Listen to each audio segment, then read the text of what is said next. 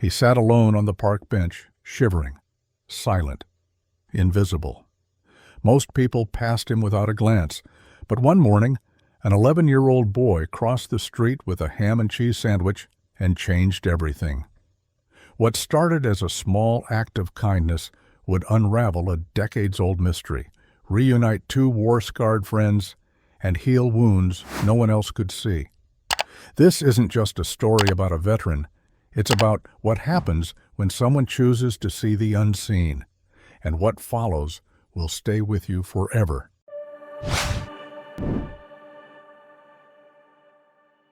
The wind that swept across the schoolyard carried with it the dry rustle of fallen leaves, their golden edges curling like tired fingers. It was October in Greenfield, a small town stitched together by front porches and weather-worn sidewalks, the kind of place where everyone knew who owned the brown Labrador on Maple Street and where kids walked to school even in the rain. 11-year-old Lucas Bennett pulled his hoodie tighter as he stepped off the curb and crossed toward the park across the street. He wasn't supposed to go there before school, not alone, but he had packed an extra sandwich this morning, and he had a plan. It had started 3 weeks ago. On a gray Tuesday that looked no different from any other, Lucas had watched a man shuffle behind the row of hedges by the park's southeast bench, settling into the shadows like someone hoping not to be seen. He was older, with grizzled stubble and eyes that barely rose above the collar of a tattered army jacket 2 sizes too big. Most kids ignored him. Some laughed. Others whispered stories about who he was, a runaway, a criminal, a ghost. Lucas hadn't done anything that first day. He just watched from across the street, his lunch bag swinging in his hand as his bus pulled up. But the man stayed in his mind all day, hovering behind math problems and lingering even as he ran laps in gym class. By Thursday, Lucas had started waking 10 minutes earlier, slipping an extra sandwich into his bag without telling his mother. Ham and cheese, always ham and cheese. It was his favorite, and he figured it had to count for something. He wasn't sure why he'd started doing it. Not really. There was something about the way the man sat, like he was waiting for someone who never came. Like maybe once, long ago, he'd had people who cared. Lucas didn't know his story, but something in the man's silence tugged at him. It didn't feel like pity. It felt like recognition. Lucas reached the bench now and slowed, scanning the cluster of trees where the man usually lingered. There he was, half hidden behind a newspaper, though Lucas doubted he was reading it. The man's hands were too rough, his fingers stiff with what looked like cold or something deeper. Lucas cleared his throat and approached, holding out the paper bag like a peace offering. "Hi," he said. The man didn't respond right away. He lowered the newspaper slowly, eyes narrowing with caution, then confusion, then something softer. Lucas held his ground. "I brought you this," Lucas said, a little bolder now. "It's ham and cheese. I have 2. Still, the man didn't speak. He looked from the bag to the boy, then back again. Lucas could tell he was weighing something, some scale in his head measuring the risks of kindness. Finally, he reached out and took the bag. "Thank you," he said quietly. Lucas smiled, but he didn't linger. He turned on his heel and jogged back across the street just as the school bus pulled to the corner. From his window seat, he looked back only once. The man was still there, still holding the bag, but now he was watching Lucas, not with suspicion, but with something far older, something almost like recognition. That evening, Lucas told his mother only that school had gone fine, and that he might need a bit more bread for sandwiches. She didn't press. Laura Bennett was a single mom with a heart like an open book, but she had 3 jobs and 2 hands, and as long as Lucas stayed out of trouble and passed his spelling tests, she let the small mysteries go. His grandfather, however, was a different story. Warren Bennett had been a permanent fixture in Lucas's life since he was born. A retired welder with a booming laugh and opinions he delivered like sermons, he lived 2 blocks down and came over every Sunday with a cherry pie from Pruitt's Bakery and stories about back in my day. He was the one who taught Lucas how to fish, how to shake hands like a man, and how to tell when someone was lying just by the way they breathed. That weekend, as they sat on the porch watching the sun drop behind the church steeple, Lucas asked a question that had been gnawing at him. "Grandpa," he said, "did you ever have a best friend that you lost?" Warren squinted into the fading light, the lines around his eyes deepening. Lost like passed away, or lost like drifted apart? Either. The old man leaned back in his chair and sighed. "Yeah," he said finally. "Name was Henry Callahan. We were thick as thieves from the age of 7, fished the same pond, played on the same ball team, even joined the same unit during Vietnam." "What happened to him?" Warren didn't answer right away. He rubbed the back of his neck and looked away.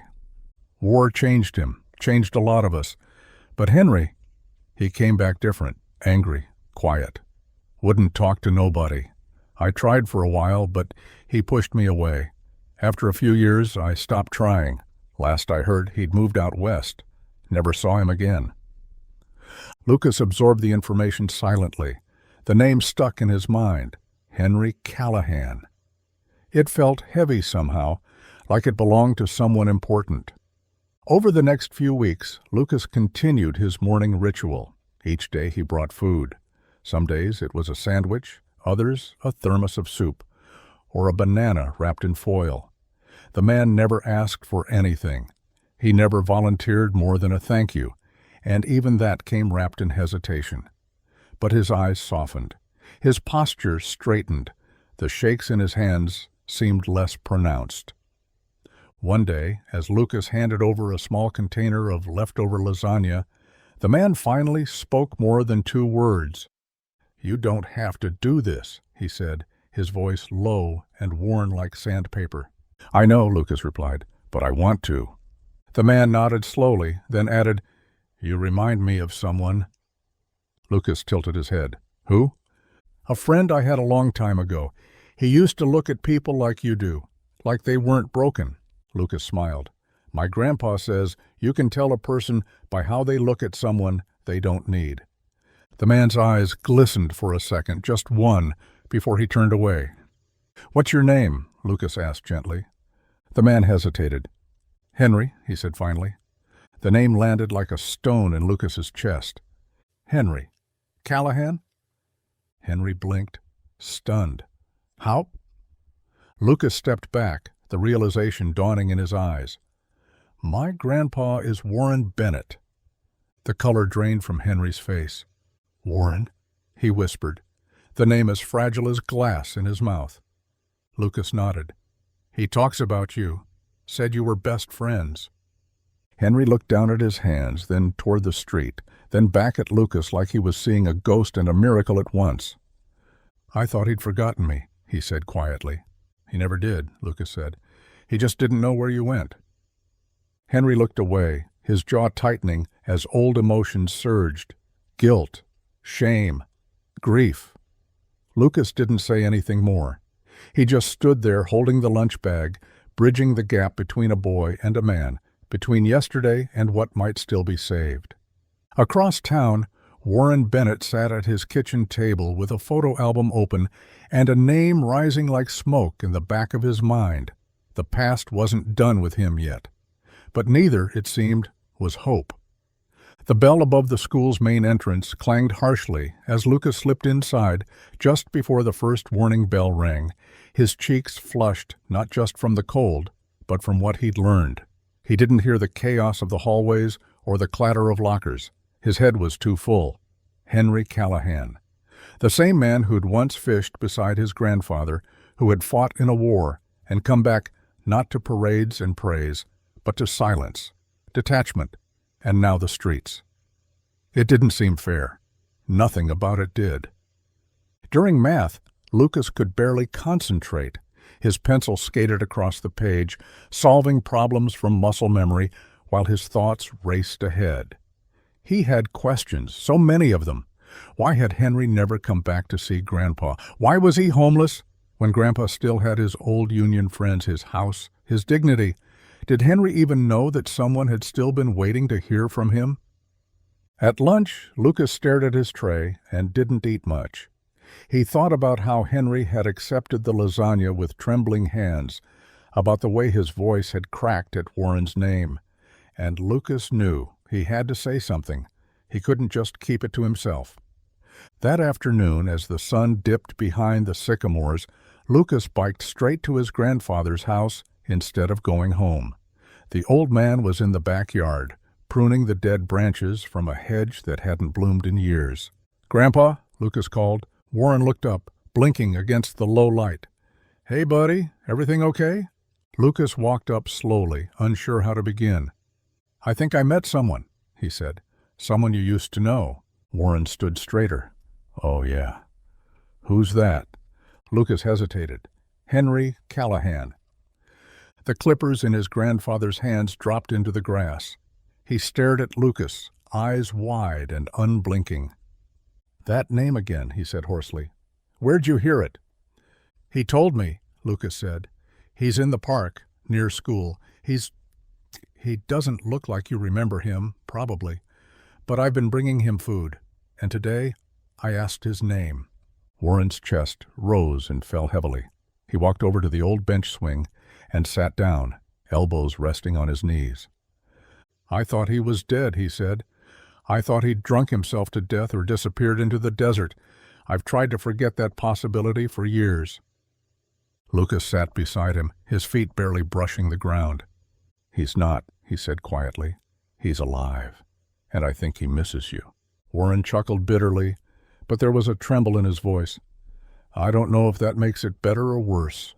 We had a falling out, your old granddad and Henry.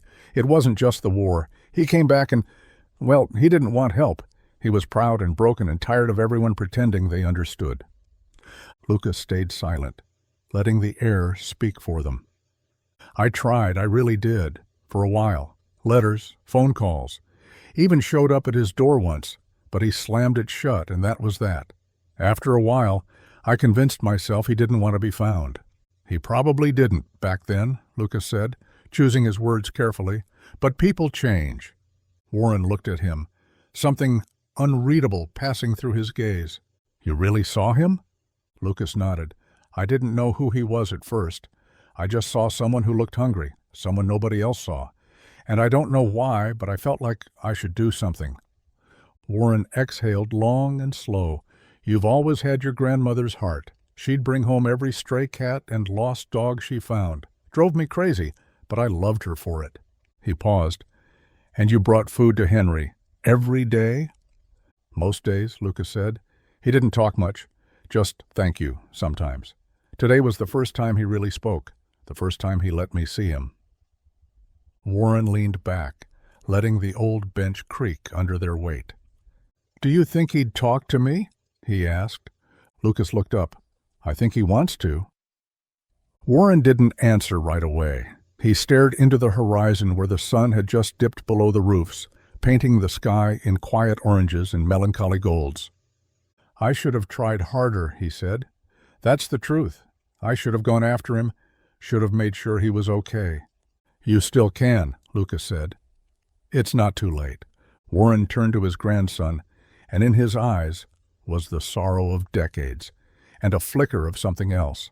Hope, fragile and hesitant, but real. "All right," he said finally. "Tomorrow morning, you take me to him." The following day, Lucas woke earlier than usual. He packed 2 lunches, one for Henry, one for Grandpa, and tied them carefully with rubber bands so they wouldn't spill. When he knocked on Warren's door, the old man was already dressed, wearing his veteran's cap and his good coat, the one he only brought out on Memorial Day and church funerals.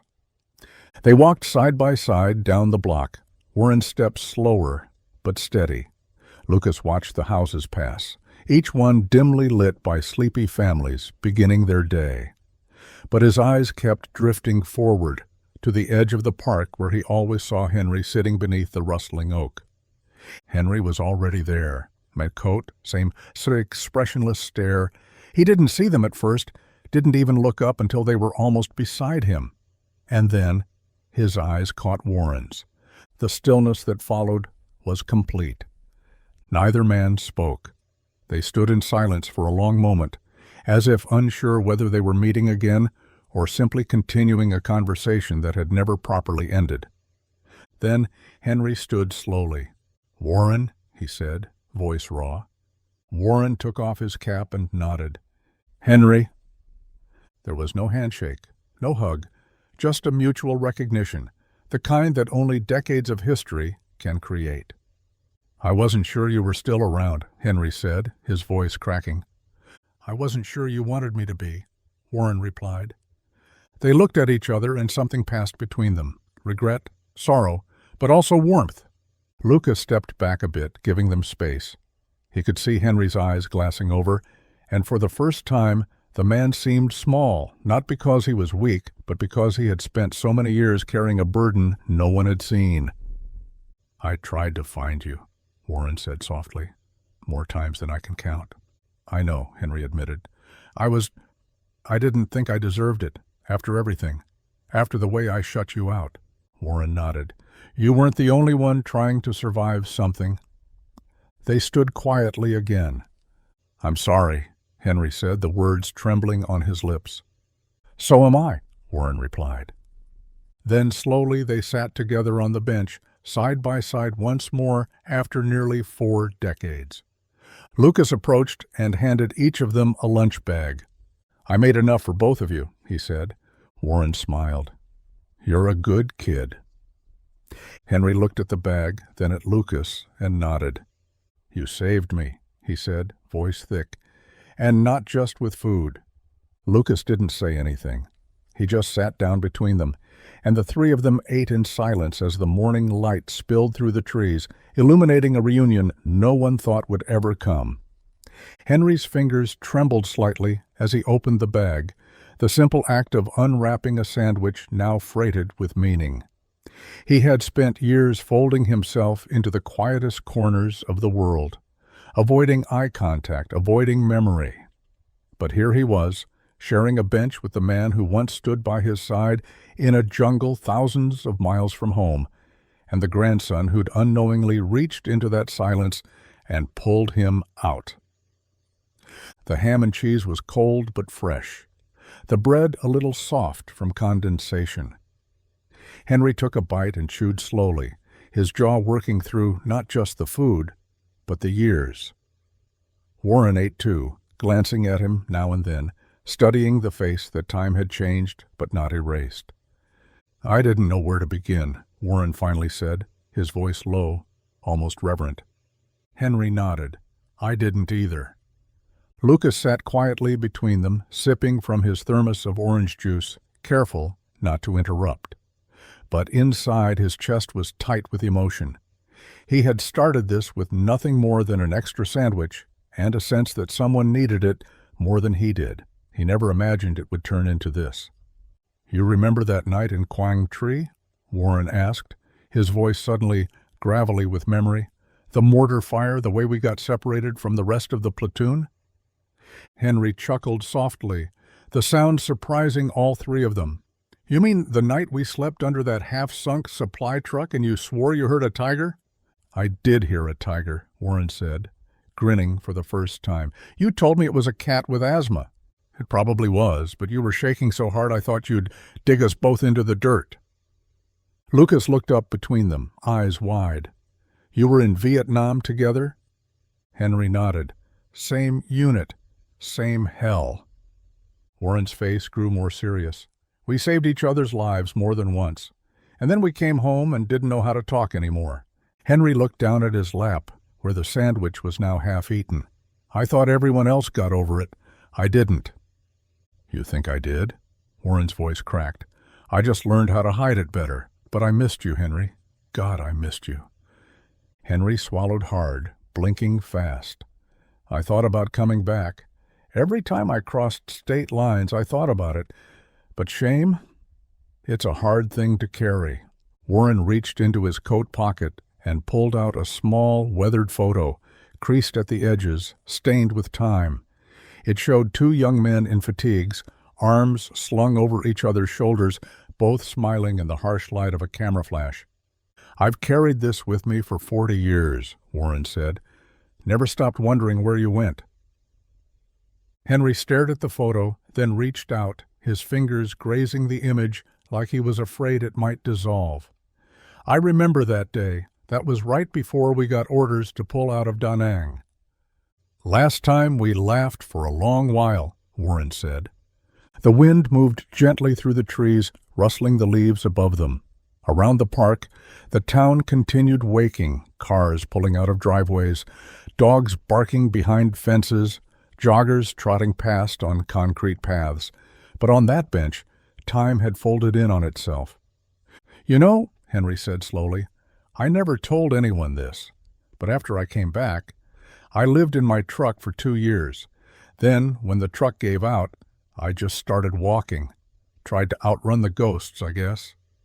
"You didn't have to," Warren said softly. "I didn't know how not to," Henry replied. "I didn't know how to be around people who hadn't seen the things we saw.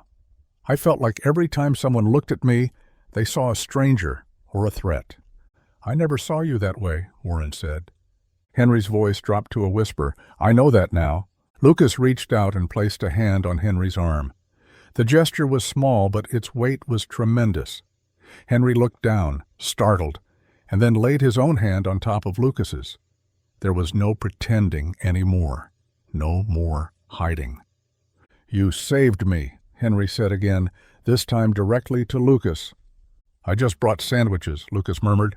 "You brought more than that," Henry replied. "You brought me back." They sat for a while longer, the morning stretching out around them like a second chance. Eventually, Warren stood and stretched, groaning with the stiffness of old age. "You got somewhere to be?" he asked Henry. Henry looked at him, uncertain. "Not really. This bench was about it." "Well," Warren said, dusting off his coat, "I've got an extra cot in the garage. Needs some dusting, but it's warm. Maybe you come over for dinner tonight? Laura's making her meatloaf. Lord knows she always cooks enough to feed an army." Henry blinked rapidly, clearly caught off guard. I don't want to be a burden." "You were never a burden," Warren said. "You were my brother." Henry's mouth opened, then closed. His eyes shone, and this time he didn't look away. Lucas grinned. "She makes mashed potatoes, too. Lots." For the first time in decades, Henry smiled without restraint. "That sounds real nice," he said. Warren clapped him on the back, and together the three of them walked slowly down the sidewalk toward home. The trees bent over them like guardians, the path ahead lit by a gentle sun, and the warmth of something long lost, now found again. That evening, the Bennett house smelled like cinnamon and onions and something deeper, something that had nothing to do with food and everything to do with memory. Laura stirred gravy at the stove, occasionally peering over her shoulder toward the living room, where her son and the man he'd been feeding for weeks now sat quietly, side by side. Lucas leaned into a photo album, pointing out faces and names, from a time he hadn't lived, but now felt a connection to.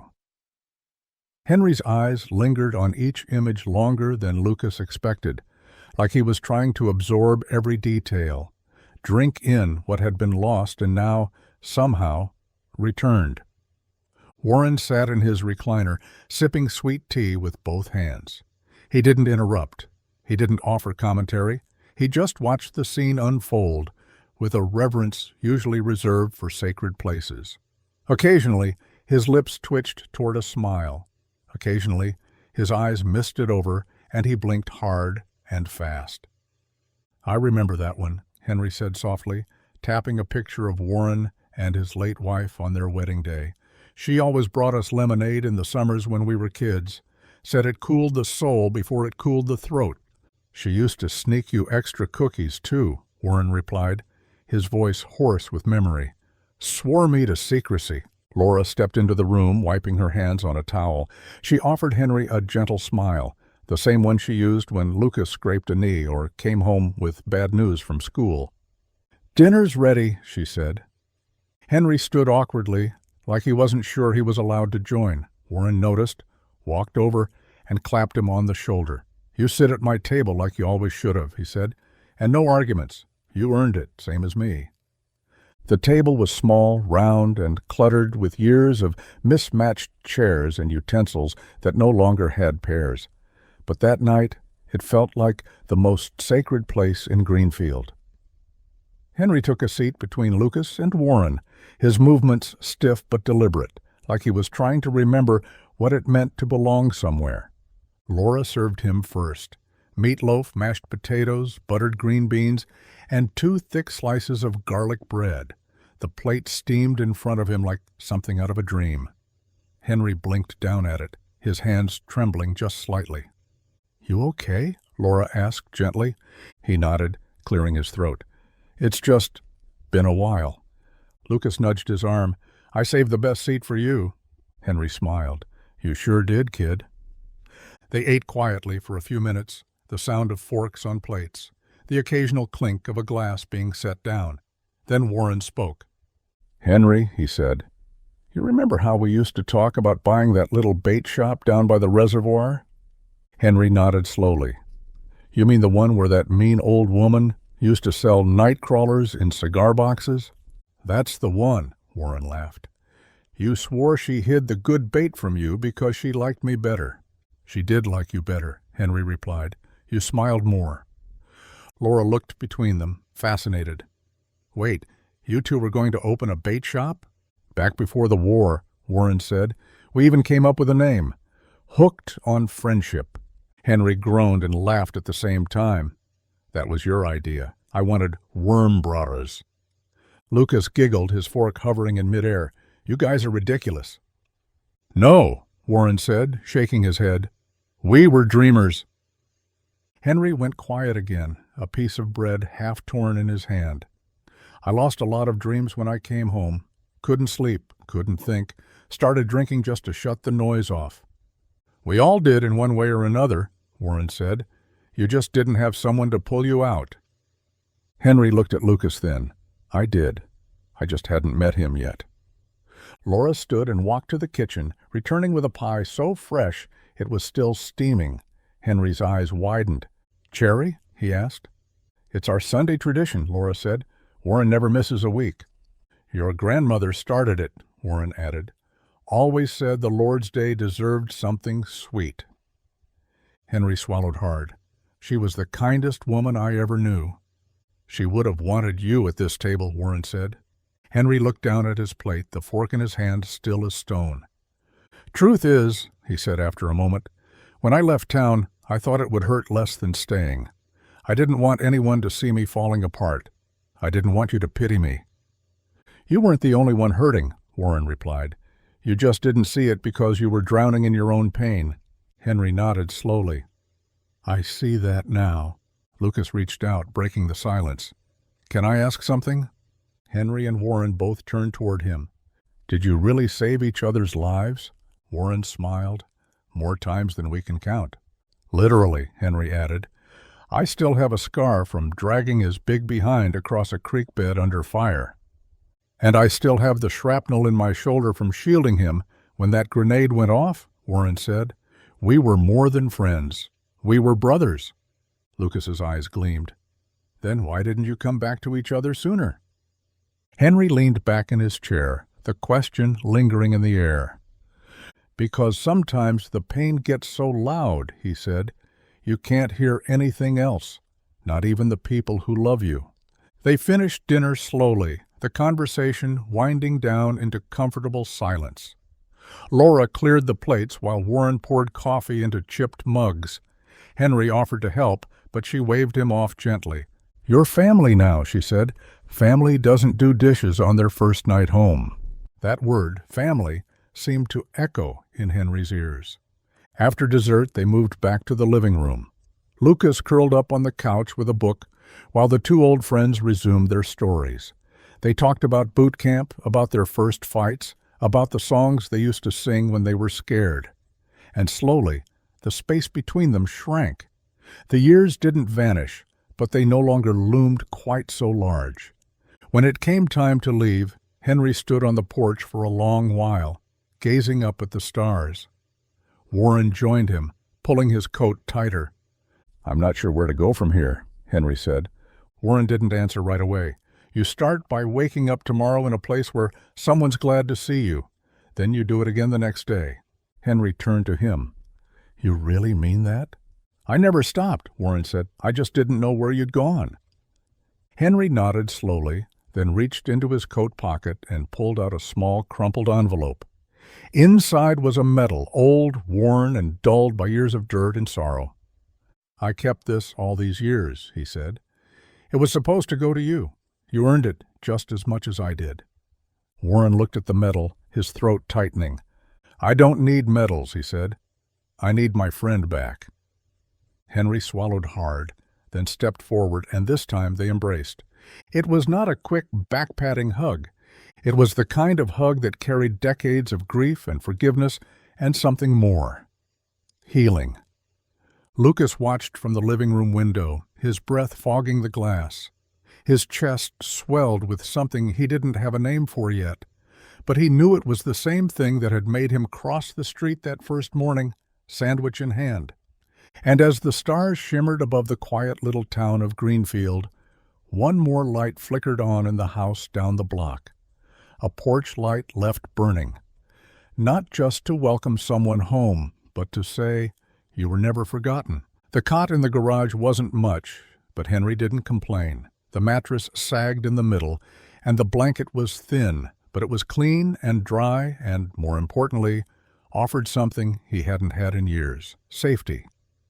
He lay there long after the lights had gone out in the house, staring at the exposed rafters above him, listening to the quiet sounds of Greenfield at night, a dog barking in the distance, the soft hum of a street lamp buzzing just outside the window, the occasional car whispering by, too fast for a town this small.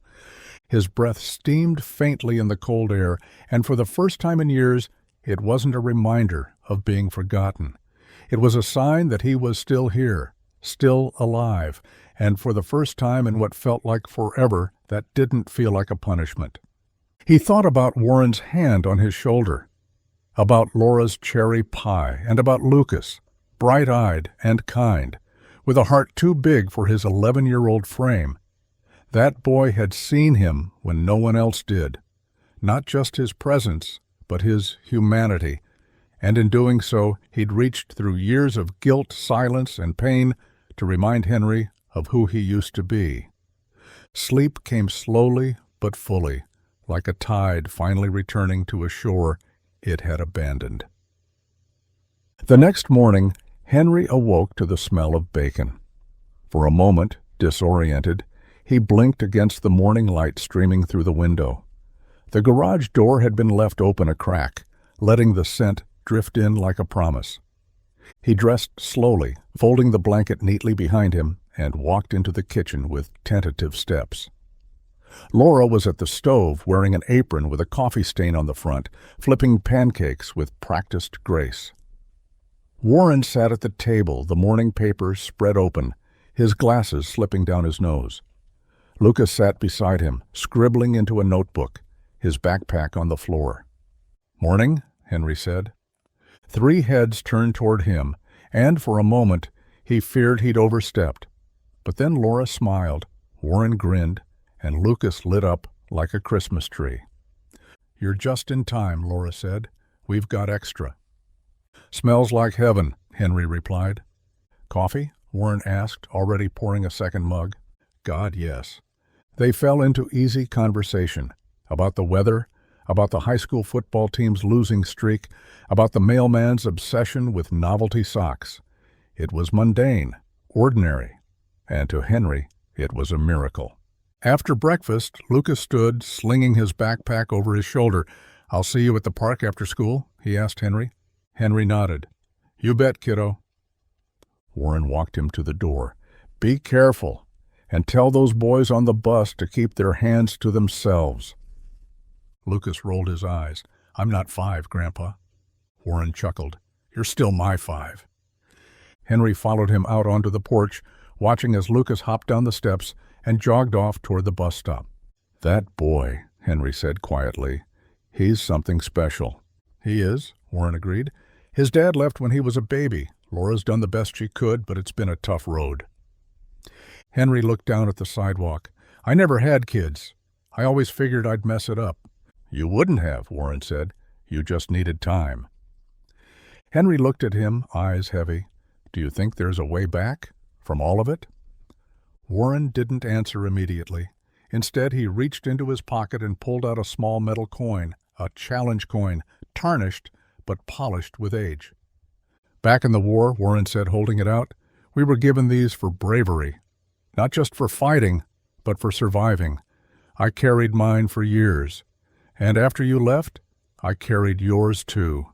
Didn't feel right to let it go. He pressed it into Henry's palm. I think you're ready to carry it again.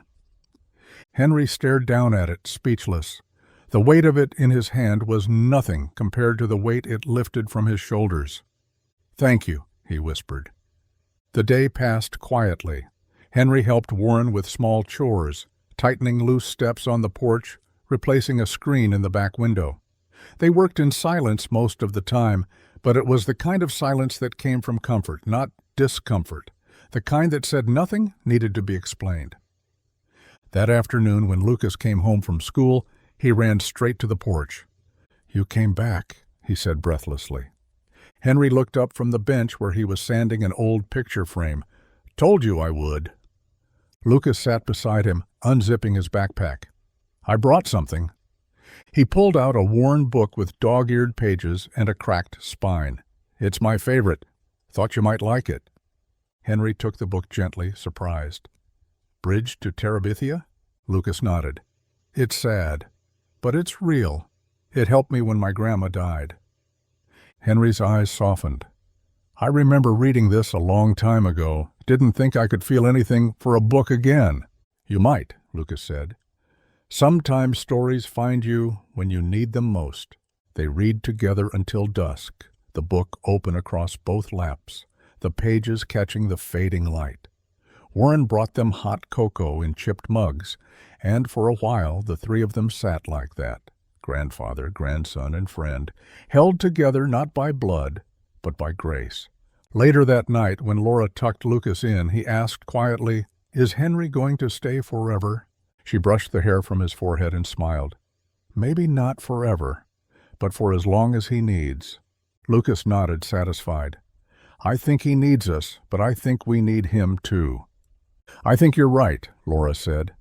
In the garage, Henry unfolded the blanket again, but before lying down, he placed the book Lucas had given him on the stool beside the cot, next to the challenge coin.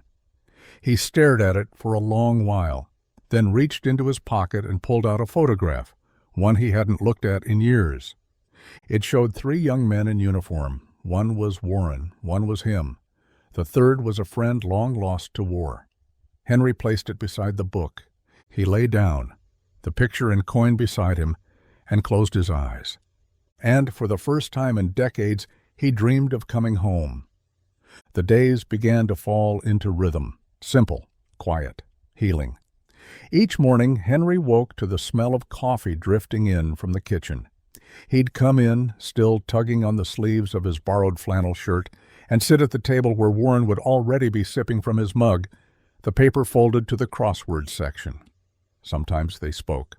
Sometimes they didn't. But each silence between them was no longer a chasm. It was a bridge sturdy and understood. Laura had offered him the guest room once, just after dinner on the fourth night. It's warmer, she said, not looking up from the dishes, and I replaced the sheets this morning. Henry paused. He glanced toward the garage, then back to her. I appreciate it, but I think I'm not quite ready to sleep under a roof again. Not yet. She nodded once, not pressing, not prying, and Henry loved her for it. Lucas brought him books, old ones from the school library, his personal favorites, even a battered collection of comics that had seen more duct tape than pages. I figured if you're staying, you should have something to read, he said shyly. Henry took them all like sacred gifts. In return, Henry began to teach Lucas things, how to tie different kinds of knots, how to listen for the change in bird calls just before it rains, how to sharpen a pocket knife without nicking the blade. My dad never taught me this stuff, Lucas said one afternoon, hands slick with oil as they cleaned an old fishing reel Warren had found in the attic. He would have, Henry replied gently, if he'd known how. Warren watched the two of them from the back steps, his heart stretched full with something he didn't dare name aloud. A second chance, maybe, or redemption. The town noticed, slowly at first. Mrs. Peterman from the church saw Henry walking with Lucas one morning and whispered to her sister that the Bennett boy had found himself a guardian angel. The hardware store clerk started slipping small items into Henry's hands when he came in with Warren. Gloves, a thermal mug, a flashlight. Just in case, he'd say, pretending to be gruff. One afternoon, the principal of Lucas's school called Laura. "We've noticed a big change in your son," she said. "He seems more grounded, more aware. Whatever you're doing, it's working." Laura hung up the phone and turned toward the window where Henry and Lucas were building a birdhouse, their heads bent together in concentration. Later that week, Warren found Henry sitting alone in the backyard, his gaze far away. "You okay?" Warren asked, settling onto the bench beside him. Henry nodded slowly, just thinking about how it all could have gone different. "Yeah," Warren said, "but it didn't, and you're here now." Henry looked at him, a deep sadness beneath the surface. "I'm scared, Warren." Warren didn't laugh or tease, he just nodded. "Of what?" "Of depending on people again, of letting them down, of letting myself down." Warren leaned back, watching the trees sway. "I used to think strength meant carrying everything by yourself. Then Laura lost her husband, and I had to watch her raise that boy alone, carrying grief and responsibility. And you know what I learned?" "What?" "That real strength isn't about carrying it alone. It's about who you carry it with." Henry didn't reply right away. Then he reached into his coat pocket and pulled out a folded slip of paper. It was old, yellowed, and worn from being opened too many times. Without a word, he handed it to Warren. Warren opened it carefully. It was a letter, dated years ago, addressed to him. "I wrote that a dozen times," Henry said. "Carried it for a decade. Could never bring myself to send it." Warren read it silently. The words were shaky, uncertain, but honest. An apology, a confession. A goodbye that never got mailed.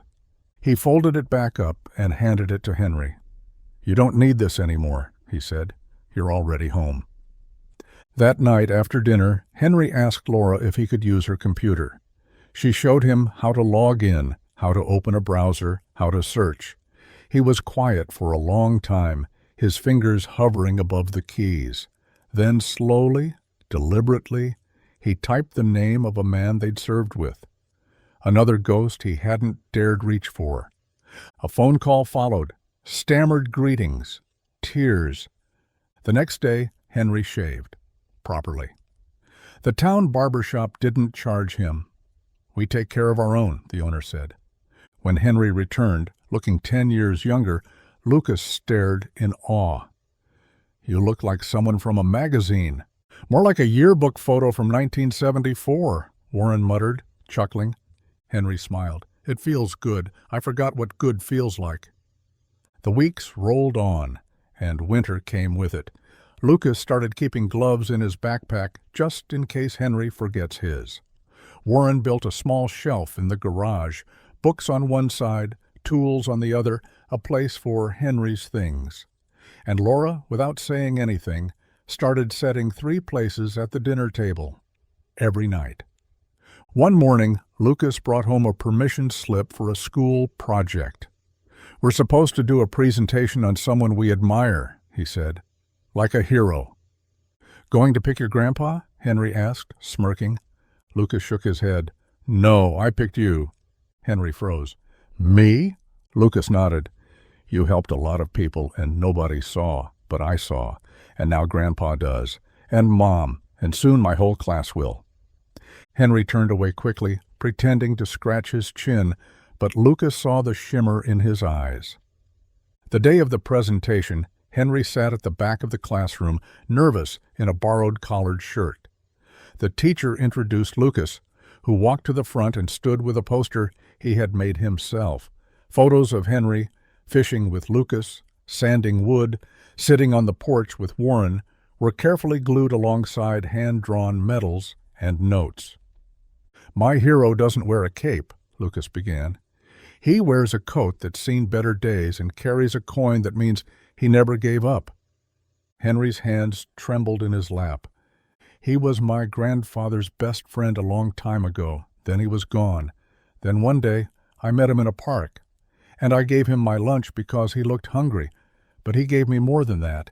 He gave me someone to believe in." The room was silent when Lucas finished. Henry stood to leave after the applause, but the teacher stopped him. "Mr. Callahan," she said gently, "would you be willing to talk to the students about your life, just for a few minutes?" He hesitated, then nodded.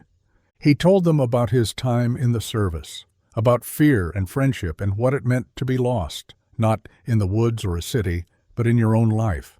He spoke of loneliness, of memory, of kindness without questions. When he finished, the students clapped again, louder this time. One girl raised her hand. "Are you going to stay?" Henry smiled. "I think I already have." And just like that, a boy's sandwich had become something much greater. It had become a beginning. Snow came late that year, blanketing Greenfield in a soft hush that seemed to slow the town's heartbeat. The park bench where Henry once sat, shivering with a paper over his knees, was now buried under a soft mound of white.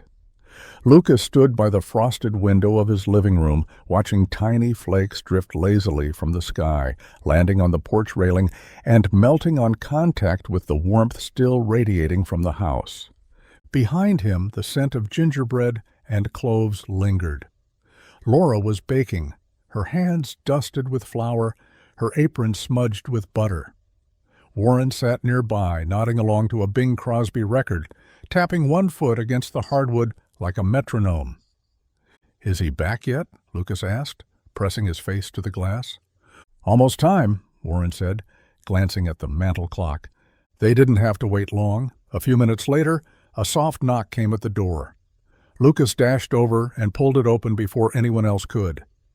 Henry stood there, wearing the same heavy coat, but with a scarf now, deep green and hand-knit. A gift from Laura. "I brought pie," he said, lifting the tin with a sheepish grin. "Hope it's not too sweet. I used twice the cinnamon by accident." "You made this?" Laura asked from the kitchen.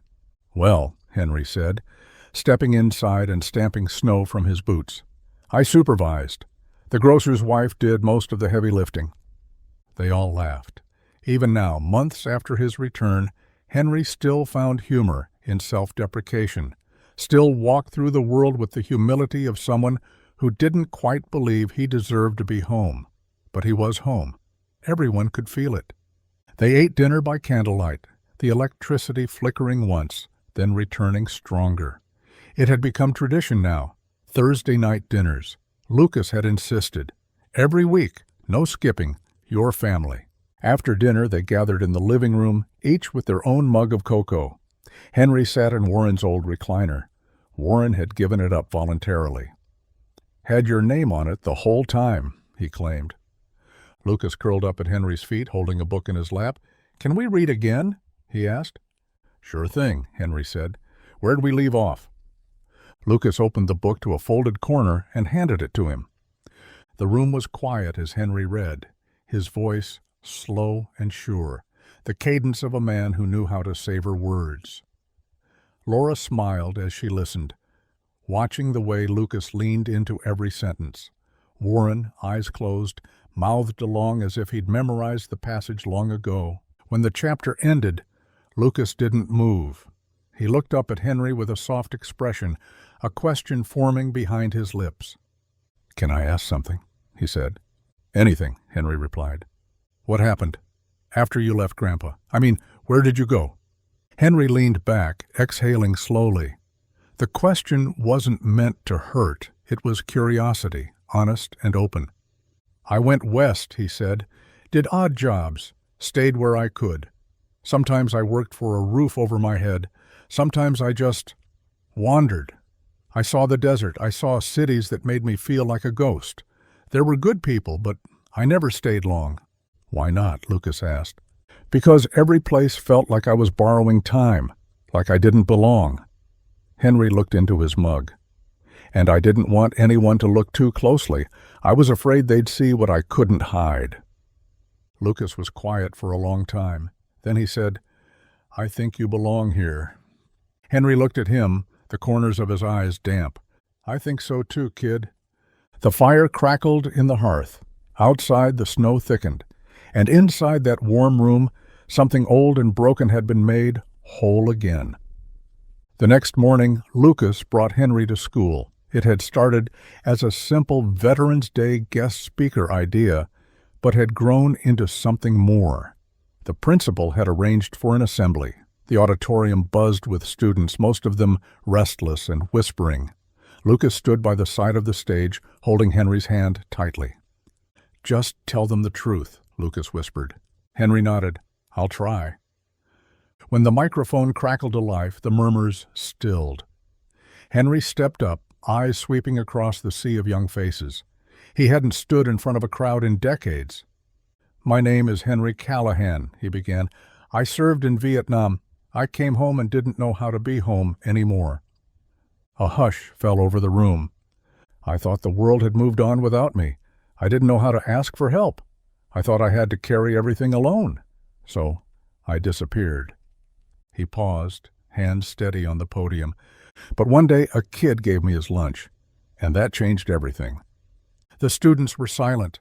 Some leaned forward, others wiped at their eyes. "That boy's name is Lucas," Henry continued, "and he didn't ask me why I was there. He just saw that I was. He didn't treat me like a stranger. He treated me like a person." He looked toward the wings, where Lucas stood beaming.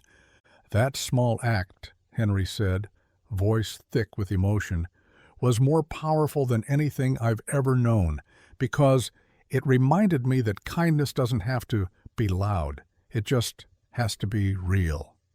When he finished, the students rose to their feet, clapping. Some even cheered. Henry didn't expect it. He stepped back, overwhelmed, but Lucas ran out and hugged him tightly. "I knew they'd listen," he whispered. That evening, as the sun set behind the school, Henry and Warren sat on the front porch again. The flag Warren had mounted years ago swayed gently above them.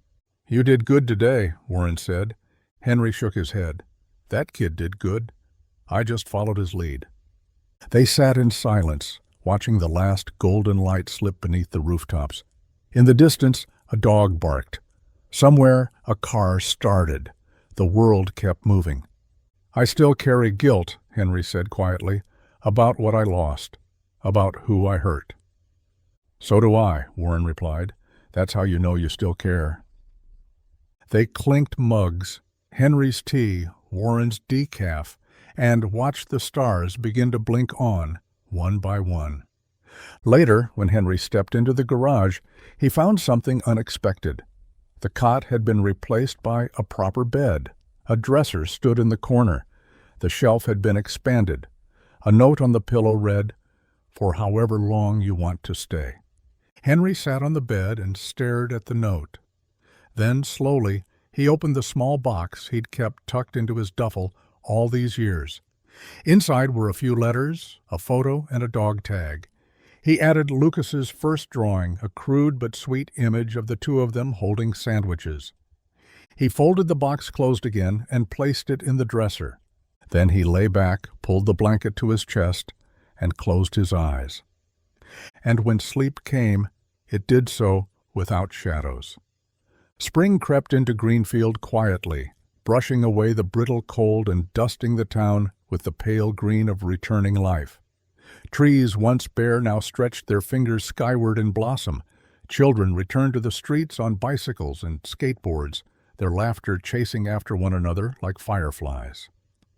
The bench in the park, long forgotten under snowdrifts, stood empty once again, but not lonely. It had been sanded, painted, and now bore a small plaque at its base, in honor of unseen kindness and the boy who saw what others didn't. Henry didn't spend much time there anymore. He no longer needed a corner to hide in. Most mornings he walked Lucas to school, their routine a quiet companionship of mismatched strides, one boy bouncing with youthful urgency, the other deliberate, grounded, always watching. "I think the tree in front of the school is finally blooming," Lucas said one morning, pointing ahead. Henry followed his gaze. "Looks like it. Probably be full by the weekend." "You think we could bring Mom there for a picnic?" Henry smiled.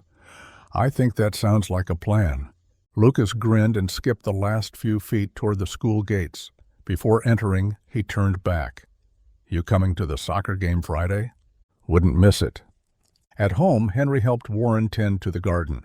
They worked side by side, sometimes in silence, sometimes swapping old stories like well-worn trading cards. "You ever think you'd have this again?" Warren asked one afternoon, wiping sweat from his brow. Henry leaned on the spade. "A yard? Tomatoes?" "No," Warren chuckled. "Peace?" Henry thought about it. "No, I thought I'd die alone. Thought I deserved to." Warren looked at him, his eyes clear. "We all carry something. Some carry it louder. Doesn't mean we're not still worthy of setting it down." That evening, Henry walked past the window where Laura stood doing dishes. She saw him, smiled, and knocked lightly on the glass. A thank you without words, a gesture that said, "You belong here." Inside, the dining room table had grown fuller. Lucas's friends often came by, drawn to the stories Henry shared, stories of countries they'd never heard of, stories not found in textbooks. He never glorified war. He spoke of it plainly, like weather, something you learn to endure, something that passes, but never leaves. "I didn't know soldiers cried," one boy admitted, after a story about Henry's friend who'd never made it back. "Courage isn't the absence of tears," Henry replied. "It's standing up with them still on your face." The boy had nodded, silent and thoughtful. Later that night, Lucas sat with Henry on the porch swing, a light blanket pulled over their legs. "I told my teacher I want to be like you when I grow up," he said. Henry looked at him, brows lifting. "What, old and grumpy?" Lucas laughed. "No, brave, honest, someone who helps people, even if they don't know it." Henry looked away, blinking hard. "You've already helped me," Lucas continued. "You helped my grandpa find his smile again. You helped Mom sleep better, and you helped me see that kindness isn't just something you do, it's something you are." Henry's voice caught in his throat. "You make me believe that might be true." Lucas nudged him. "That's because it is." In early May, Laura came home with an envelope marked with the seal of the Department of Veterans Affairs. "You've been approved," she said, handing it to Henry. He opened it slowly, reading the letter once, then twice. "They're granting back pay," she said, "and benefits, medical, housing, everything you should have had." Henry sat down heavily, the paper trembling in his hands. "I didn't think I'd get it. Didn't think I was deserving." "You're more than deserving," Laura said. "You're ours, and we look after our own." A month later, Henry stood outside a modest home on the east side of town. The key in his hand was new, the house small but freshly painted, its yard already sprouting buds from the flower seeds Lucas had helped him plant. "I don't know what to say," Henry told Warren and Laura, who stood beside him. "Say you'll let us visit," Laura smiled. "And that you'll bring pie on Sundays," Warren added. Lucas ran up the porch steps and hugged Henry tight. "I still think you should have moved in with us," he said. "You'd have your own room." "I'll only be 2 blocks away," Henry said, "and I'll visit more than you want me to." "Impossible," Lucas declared. Henry walked through his new front door and stood in the quiet for a long time. No echoes, no cold floorboards, no fear. In the center of the living room sat a box. Inside it, a folded flag, a stack of letters, a rusted dog tag, and Lucas's first sandwich bag, now laminated. On the mantel above the fireplace stood the challenge coin Warren had given him, polished and resting in a small glass case. One day he would tell Lucas how much that coin meant, how it wasn't the metal, but the memory behind it. the promise that even broken things could be made whole again. He'd also tell him that the lunch Lucas gave him wasn't just a meal. It was a hand extended across a lifetime of silence, an invitation back into the world. Henry hosted his first Sunday dinner in early June. The table was full. Lucas, Laura, Warren, a neighbor or two, even the mailman who had become a close friend. Henry cooked himself. Lasagna, garlic bread, and cherry pie, because tradition mattered. As they cleared the dishes, Lucas stood on a chair and tapped a glass for silence. "I want to make a toast," he said, "to Henry, who taught me that the smallest thing you do can change someone's life." Henry flushed. "I didn't do anything." "You showed up," Lucas said. "You stayed. That's everything." The clinking of glasses was quiet but heartfelt. The room shimmered with warmth. That night, after everyone had left, Henry sat on his porch and looked out at the stars. The town was quiet, the breeze soft. He thought of all the nights he'd spent sleeping under bridges, in shelters, curled beneath train cars. And then he thought of now, of laughter, of warm food, of belonging. He didn't regret the lost years, not anymore, because somehow, impossibly, they had led him here, to a boy who offered a sandwich, to a friend who never stopped hoping, to a family he never knew he could have. And as the night deepened, Henry whispered into the darkness, "Thank you." Somewhere he felt the words received, not by a crowd, not by a nation, but by the heart of a boy who believed that no one should go hungry, least of all for love, and that, more than anything, had brought him home.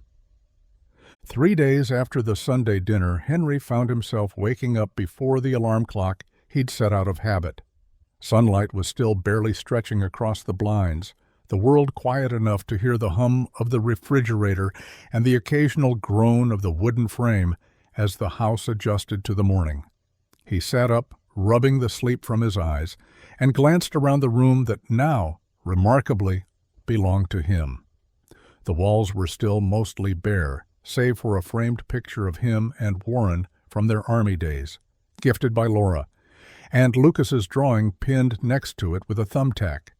He stood and walked barefoot to the kitchen. The coffee machine whirred to life with a comforting click, and he leaned against the counter, staring out at the dew-covered lawn.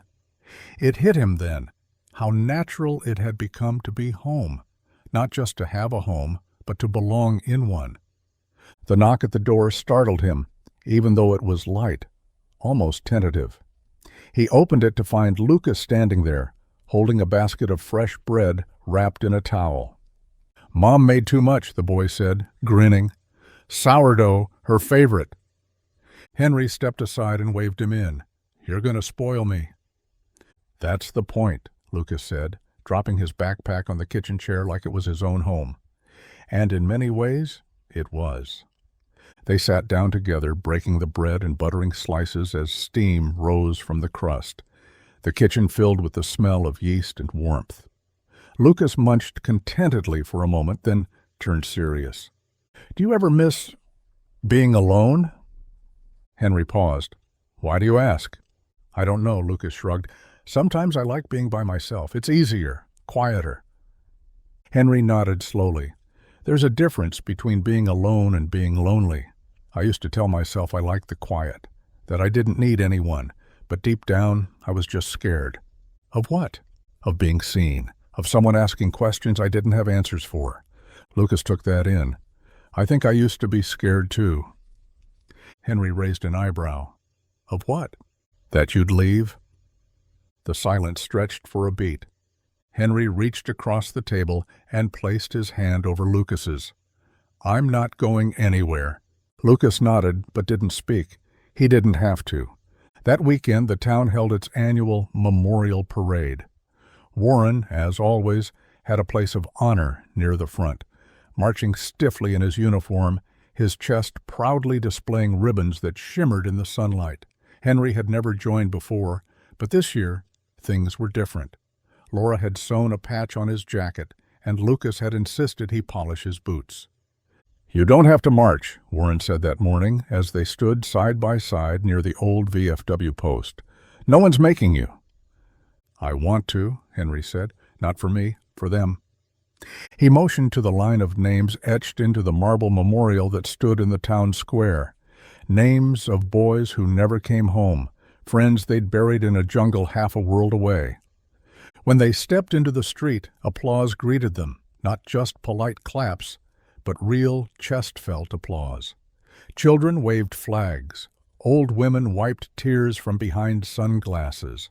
And somewhere along the block Lucas stood tall, holding a handmade sign that read, "Welcome home, Mr. Callahan." Henry had to blink several times to see the road. After the parade, he and Warren sat on a bench near the memorial. Henry hadn't spoken much since it ended. The air around him felt electric, charged with memory and mourning, and something he hadn't expected, peace. "Why now?" he asked finally. "Why did it take a sandwich to make me come back?" Warren didn't answer right away. He rubbed his thumb along the brim of his hat. Maybe because it wasn't the sandwich. Maybe it was the fact that someone saw you, really saw you. Henry turned to look at him. "You saw me too," he said. "I never stopped," Warren replied. Later that afternoon, Laura hosted a barbecue in her backyard. Lucas had invited half his class, claiming Henry was the coolest old person ever, and had promised to tell stories that didn't exist on the internet. By 5 o'clock, the backyard was a sea of kids in lawn chairs, paper plates stacked high with ribs, corn, and brownies. Henry sat under a patio umbrella, a glass of lemonade in one hand, and watched the world buzz around him. It was surreal. He'd spent so long in the quiet, in the shadows. Now he was surrounded by life, messy, noisy, joyful life. A small boy with red hair and glasses came up to him, holding a notebook. "Mr. Callahan?" Henry looked up, amused. "That's me." "Can I ask you something for my class project?" "Sure." "What does it feel like to be saved?" Henry blinked. The question was unexpected. "It feels like a door opening," he said slowly, "like you've been in a dark room for a long time, and suddenly someone walks in and turns on the light. And instead of yelling at you for being there, they just sit beside you." The boy scribbled furiously, then beamed. "Thanks." As he ran off, Henry caught Laura's eyes from across the yard. She raised her glass. He raised his. The evening wore down with laughter and fireflies. As dusk settled in, Lucas sat beside him, his voice quiet. "You know what I think?" "What's that?" "That some people are sandwiches." Henry chuckled. "Come again?" "You said a sandwich saved you, but I think it was more than that. I think some people are sandwiches, like they give you what you need when you're empty, and you don't even know how much until you're full." Henry sat in stunned silence. "And I think you're mine," Lucas added. "My sandwich." Henry reached over, pulled the boy into a hug, and held on, for a long time, for all the years no one had. That night, Warren gave Henry an old journal, leather-bound, faded, filled with blank pages. "Thought you might want to start writing things down," he said. "Make sure the next kid doesn't have to guess where you went." Henry stared at the cover for a moment, then opened it. On the first page he wrote, "I once met a boy who gave away his lunch to a man no one remembered. That boy saved me. His name was Lucas. He reminded me that kindness is the most powerful thing we have. And it starts with the smallest act, seeing someone who's disappeared, and offering them something real, something warm, something good. This is for him, and for every person who's ever been forgotten. You are not invisible, not anymore." Henry kept writing, and he never stopped. Summer came to Greenfield not with a roar, but a gentle hum, the kind of season that took its time, stretching into long golden days and warm starlit nights. The town settled into its usual rhythm, barbecues on front lawns, baseball games at the school field, and porch swings that never seemed to stop creaking. But for Henry Callahan, this summer was unlike any other. It was the first in decades that didn't feel like a countdown to leaving. For the first time since he could remember, he wasn't waiting to disappear. In the mornings, he tended to his small vegetable garden with Warren. They spoke less now, not because there was nothing left to say, but because peace had replaced the need to fill the silence. The rows of tomatoes and green beans stood as quietly proud as the men who watered them. Lucas often helped, though his energy usually sent him chasing butterflies or showing off handstands halfway through weeding. Still, Henry never minded. It was enough to watch him run, to hear his laughter echoing through the backyard. "Think these'll be ready by the 4th?" Warren asked one morning, nudging a row of ripening tomatoes. "They'll wait until they're good and ready," Henry said. "Kind of like us." Warren chuckled. "Ain't that the truth?" Lucas was planning something. Everyone could tell. He'd been hoarding poster board and colored markers, whispering with Laura, sneaking around the house with the subtlety of a marching band. When Henry asked what he was up to, Lucas only smiled and said, "You'll see." The town's annual 4th of July celebration was held at the school lawn. Folding chairs dotted the grass like puzzle pieces. Children ran around with face paint and sticky hands, and neighbors who hadn't spoken all winter shook hands like they'd never skipped a beat. Warren brought his flag, as he always did, and Henry, after some hesitation, wore his old uniform jacket, the buttons polished and medals discreetly pinned. Laura set up a blanket with homemade potato salad and lemonade. Lucas paced like a nervous showman, adjusting things that didn't need adjusting. As the sun sank low and families began to gather near the makeshift stage, the principal stepped up with a microphone. "This year," she said, "our celebration includes something special, a story of our town, a story of friendship, service, and what it means to come home." She nodded to Lucas, who stepped onto the stage holding a large poster board. The audience quieted. "My name is Lucas Bennett," he said, his voice loud and clear. "You all know me. I'm the kid who always asks too many questions in class." Laughter trickled through the crowd. "But today I'm not here to ask anything. I'm here to tell you about someone who used to sit on a bench by the park and who most of us walked past. I know I did, until one day I stopped." Lucas turned the poster around to show a drawing. Henry on the park bench, a sandwich in his hands, a book in his lap. "I gave him my lunch," Lucas continued. "I thought that was all I was doing, but he gave me something I didn't know I needed. A friend, a story, a reminder that sometimes heroes don't look like superheroes. Sometimes they look tired and cold and alone." Henry sat frozen, one hand gripping Warren's. "That man," Lucas said, pointing toward the front row, "is Henry Callahan. My friend, my hero, and someone I think this town should remember, not just for what he's done, but for who he is." Applause swelled from the crowd. It began slowly, then grew until everyone was on their feet clapping, cheering, wiping their eyes. Laura beamed. Warren's hands shook as he joined in, his face flushed with pride. Henry didn't stand. He couldn't. He sat there overwhelmed, his throat closed around words he hadn't known he'd been holding back all these years. Lucas came down from the stage and knelt beside him. "I meant every word," he whispered. Henry nodded, his voice catching. "I know you did." The fireworks that night painted the sky in brilliant colors, blues, reds, golds, and each boom was echoed by the children's cheers. But Henry barely looked up. He was too busy watching the people around him, the faces smiling back at him without pity or confusion, but with something deeper: gratitude, respect, love. The next day, letters began arriving at his door, from neighbors, veterans, teachers, students. Some were short thank yous. Others shared memories of their own losses, their own family members who never returned or who did and never spoke again. One envelope came from out of town. Inside was a note. "Dear Mr. Callahan, my brother served with you. We were never sure what happened to you after the war, but hearing your story meant something to us. You were never lost to us. We just didn't know how to find you. Thank you for reminding us that healing is possible even after all this time. With gratitude, Sarah Monroe." Henry placed it in the wooden box he now kept on his bedside table, the one that held his dog tag, Lucas's laminated sandwich bag, the first drawing, and Warren's challenge coin.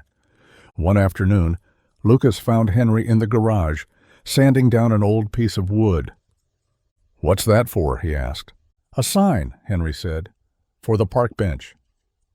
Lucas tilted his head. "You already got one." Henry smiled softly. "That one's about me. This one's for you." Together they carved the words, "A small act of kindness is never small," in honor of the boy who looked back. They installed it themselves, kneeling in the grass as Henry set the screws and Lucas held it steady. "Think it'll last?" Lucas asked. Henry nodded. "I do." Fall came sooner than expected, ushered in by cool winds and the scent of leaves. Henry's garden withered back into the earth, and he didn't mourn it. He knew it would return, like he had.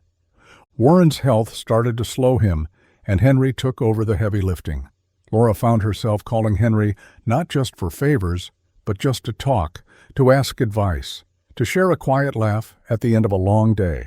And Lucas grew. By Christmas, he was 2 inches taller, more confident, still bright-eyed, still the boy who had changed a man's life with a sandwich. On New Year's Eve, as the family gathered in Laura's living room, watching the countdown from New York, Henry sat back, warm cocoa in hand, and took in the scene. Warren dozed in his chair, Laura wrapped in a blanket with a book open across her knees. Lucas sat beside Henry, leaning against him, the weight of the boy's head on his shoulder like an anchor in the best sense. "Do you think we've helped anyone else?" Lucas asked quietly. Henry looked down at him. "You helped me," he said, "and I've never been alone since." The ball dropped. Cheers erupted.